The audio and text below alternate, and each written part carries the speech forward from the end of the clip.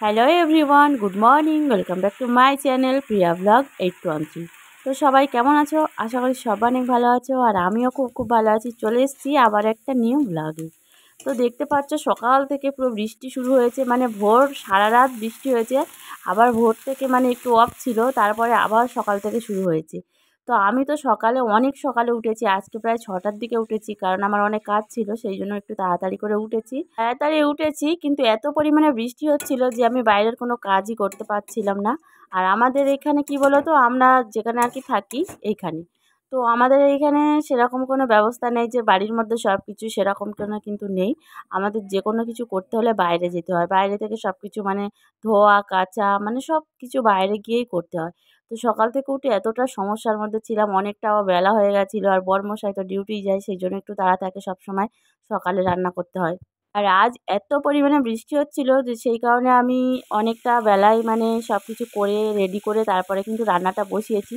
ওই জন্য তোমাদের সাথে মানে সব কিছু দেখাতে পারিনি।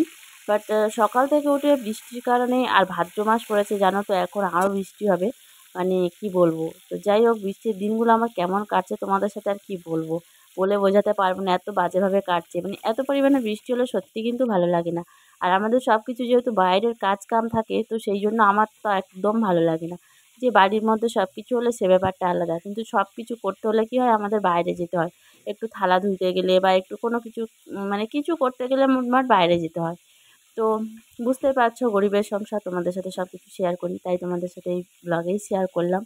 তো আজকে একটু বাইরে যাব, তো সেই জন্য আরও তাড়াহুড়ো করে রান্নাটা করছি। দেখতে পাচ্ছ এদিকে মাছের একটা তরকারি বসিয়ে দিয়েছি, আর ওদিকে হবে একটা চচ্চড়ি। তো কী কী রান্না করব সেটার জন্য তোমরা কিন্তু ভিডিওটার দিকে চোখ রাখো। আর আজ সকালে আমার সাথে একটা ঘটনা ঘটেছে, সেটা কিন্তু তোমাদের সাথে শেয়ার করব। তো সকাল সকাল এরকম আমার সাথে হবে আমি সত্যিই ভাবতে পারিনি। মানে সবসময় কি বলো তো, তাড়াহুড়ো করতেই থাকি, মানে তাড়াহুড়ো করলেই মানে কিছু তো কিছু একটা হবেই। আজ যেহেতু বৃষ্টির জন্য আমার প্রচুর তাড়াহুড়ো ছিল, যেহেতু রান্না করে আবার এক জায়গায় যাব, তো সেই জন্য আর কি। আর সত্যি কথা বলতে যেখানে যাই না কেন, মানে রান্না তো করে যেতেই হবে। মানে মেয়েদের, মানে সব মেয়েদের ক্ষেত্রে বলি, মানে বাড়ির কাজ যেমন মেয়েরা সামলায়, তেমন বাইরের কাজও সামলায়। মানে কোথাও একটা গেলে সমস্ত কাজ করে তারপরে গোছ গাছ করে রেডি করে কিন্তু যেতে হয়। মানে এটা আমার ক্ষেত্রে হয়, কার ক্ষেত্রে হয় সেটা আমি বলতে পারবো না।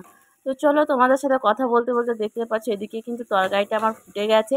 আজ বললাম একটু তাড়া, তো সেই জন্য আর কি দুটোই কিন্তু আমি বসিয়ে দিয়েছি। এদিকে আমি মাছের ঝোলটা বসিয়ে দিয়েছি, আর একটা কড়াইতে কিন্তু আমি চচ্চড়িটা বসিয়ে দিয়েছি। তো দেখতে পাচ্ছ এখানে কিন্তু মাছের মাথা দিয়ে একটা চচ্চড়ি হবে।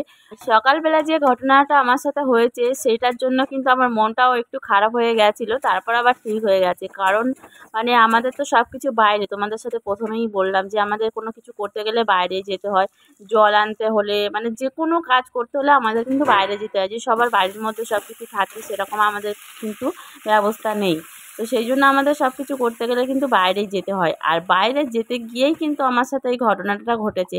মানে বুঝতে পারছো, প্রচুর পরিমাণে বৃষ্টি হচ্ছে সকাল থেকে, আর সেই বৃষ্টির মাঝে মানে তারপরেও আমার কাজ করতে হবে। অনেকক্ষণ কিন্তু বসেছিলাম, যেহেতু বৃষ্টি হচ্ছিল বলে। জানি যে একটু বৃষ্টিটা থামবে তারপরে সব কাজগুলো আমি করব। বাট বৃষ্টি আর থামছে না, তো অনেকটা বেলা হয়ে গেছিলো বলে সেই জন্য কিন্তু আমি চলে গেছি কাজ করতে। আর কাজ করতে গিয়েই কিন্তু আমি মানে একদম পড়ে গেছি, কি বলবো, এত জোরে পড়ে গেছি, এই পায়ে কিন্তু লেগেছে, আমার চোট লেগেছে হালকা। তো মানে প্রচুর শ্যাওলা হয়েছে, আর মানে স্লিপ হয়ে আছে, মানে বৃষ্টি হচ্ছে বুঝতে পারছো, চতুর্দিকে মানে সব জায়গায় শ্যাওলা মতো হয়ে আছে। আর মানে জুতোটা নিচে একদম সমান হয়ে গেছে, আর যেতে গিয়ে আমি পড়ে গেছি।